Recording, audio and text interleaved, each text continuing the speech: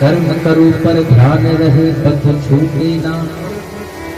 जीवन में सब कुछ करिए महाराज, लेकिन ध्यान रहे भक्ति का मार्ग छूटने ना पाए, क्योंकि अगर भक्ति छूटी तो भगवान छूट गए वहीं से। मैंने कल कथा में बताया था कि जिस जगह पर भक्ति रहती है भगवान स्वयं उसके आसपास रहा करते हैं। और अगर आपकी भक्ति सिद्ध हो गई तो श्री हरि परमात्मा उस भक्ति के पीछे पीछे चलते हैं। भगवान सिद्ध भक्ति के पीछे चलते हैं और हम भगवान के पीछे चलते हैं। तुम्हें भगवान के पीछे भागने की जरूरत नहीं है महाराज। हमारे पूज्य पाद गुरुदेव भगवान कहा करते हैं भगवान के पीछे भागने से ज्यादा बढ़िया है, ज्यादा सुगम है कि आप भक्ति मैया के पीछे चलिए। अगर आपने भक्ति के पथ को पकड़ लिया तो भगवान को उस पथ के स्वयं मुसाफिर है महाराज। मैंने कल बताया था जनकपुर से कोई संदेश राम जी को नहीं मिला था, लेकिन जनकपुर में राम जी गए। दंडक बल से सीता मैया का हरण हुआ। लंका तक हनुमान जी की कृपा से, हनुमान जी की मदद से, रीछ बंदरों की सहायता से सेतु बंद करके राम जी पहुंच गए। कहां? लंका में। किसके पीछे? सीता मैया के पीछे। सीता मैया कौन है? सिद्ध भक्ति है। तो हमको आपको अगर डोर बांधनी है तो किससे बांधना है? भक्ति मैया से बांधना है। अगर भक्ति मैया से आपकी डोर बंधी तो जो भक्ति मैया की डोर है ना, वो आपकी डोर को अपने आप ठाकुर जी के खूंटे से बांध देती है। फिर ये को तेली का बैल बना, फिर आपको तेली का बैल बनने की जरूरत नहीं है, आप ठाकुर जी के बंदर बन जाएंगे। अब डोर एक बार जब कन्हैया के हाथ में पहुंच गई तो फिर चाहे जैसा नाच नचा लो।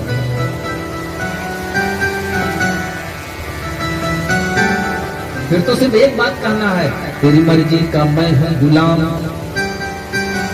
बस इतना कहने मात्र से आपका कल्याण नहीं महाराज, परम हित हो जाएगा, परम कल्याण हो जाएगा।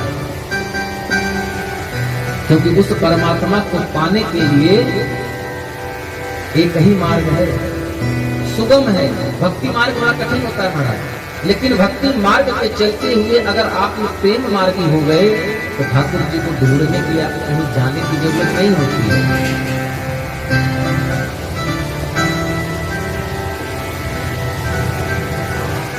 तुझे पाने की कोशिश, तुझे पाने की कोशिश मैंने इस शिद्दत से की कि मुझे तुझसे मिलाने में हर जर्रे ने मदद दी। अगर आपके प्रयास में शिद्दत होगा तो परमात्मा खुद ब खुद तार से तार जुड़ता चला जाता है महाराज, और घूमते घूमते आकर के आप वहां पहुंच जाते हैं जहां हमारे राम जी हैं। हमारे राम जी तो कहते हैं कि आप इस जीवन की 4 सीढ़ियां हैं, और 4 सीढ़ी कौन है? परमात्मा तक पहुंचने की 4 ही सीढ़ी है। धर्म, अर्थ, काम और मोक्ष। आपको चढ़ना कितना है?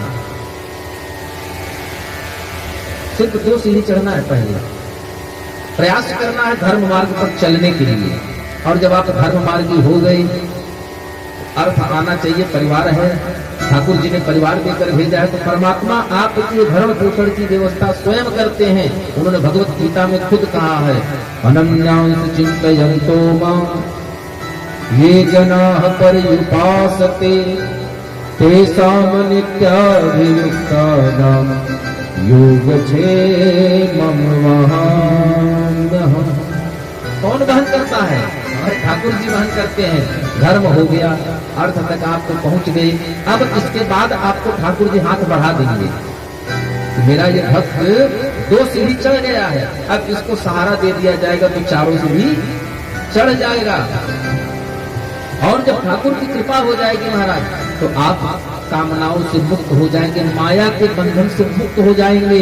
और जब ठाकुर की कृपा से माया ने आपको छोड़ा तो फिर उसके बाद मोक्ष होने से कोई बचा सकता है? कोई रोक सकता है? नहीं महाराज। फिर तो परमात्मा आपका हाथ पकड़ करके सीधे ऊपर ले लेगा, चौथी सीढ़ी चढ़ने की जरूरत है आपको नहीं पड़ेगी, आप सीधे मोक्ष पा जाएंगे। अब मोक्ष कहते किसको ये जान लीजिए, आप सभी लोग सुनते हैं कि भैया भगवान है इनको मोक्ष दे, भगवान इनको मोक्ष दे। मोक्ष का मतलब है मोह का क्षय होना ही मोक्ष है, मोह का क्षय होना ही मोक्ष है, माया का बंधन छूट जाना ही मोक्ष है। और कबीरदास जी कहते हैं माया महान ठगिनी हम जाने, माया बहुत ठगनी है महाराज। इस किल्ला कांड में बाबा जी ने भी लिखा है, इंद्रे नाम झरो खाना, इंद्रे नाम झरो खाना, इंद्रे नाम झरो खाना, इंद्रे नाम झरो असुर बैठे कर खाना, असुर बैठे कर खाना। किसी फिल्म वाले ने गाया था बहुत सुंदर बात, रंग महल के 10 दरवाजे। तो ये जो 10 दरवाजे हैं, 10 इंद्रियां हैं, 5 कर्मेंद्रिय और 5 ज्ञान इंद्रियां। इन 10 के 10 मालिक हैं, 10 देवता हैं। आपने जैसे ध्यान लगाया अंतर्मुखी हुए, एक कुंडी खटकी, कौन? मैं मोह बोल रही हूँ, आपका बेटा दुखी है तो कहीं पुत्र आ जाएगा, तो कहीं पत्नी आ जाएगी, कहीं पिता आएंगे। तमाम जो 10 रूप से माया आपको घेर कर बैठी है, 10 दरवाजों पर माया का पहरा है और वो आपको परेशान करते हैं। सुग्रीव ने भी कहा था, गृह कारज नाना जंजाल, गृह कारज नाना जंजाल, ते अति दुर्गम शैल विशाल। हे राम जी, ये जो गृहस्थी है ये बहुत दुर्गम है, इसमें तमाम जंजाल हैं। हमारी नजर से देखने में तो ऐसा प्रतीत होता है जो गृहस्थी है कि बहुत बड़ा पहाड़ है। राम जी ने कहा ना ना, जंजाल ठीक है लेकिन बवाल ठीक नहीं है, जंजाल ठीक है कंगाल ठीक नहीं है। गृहस्थ जीवन में रह करके अगर आपने गोस्वामी जी के दोहावली के अनुसार एक घड़ी आधी घड़ी आधियों में बुनियाद, तुलसी संगत साधु की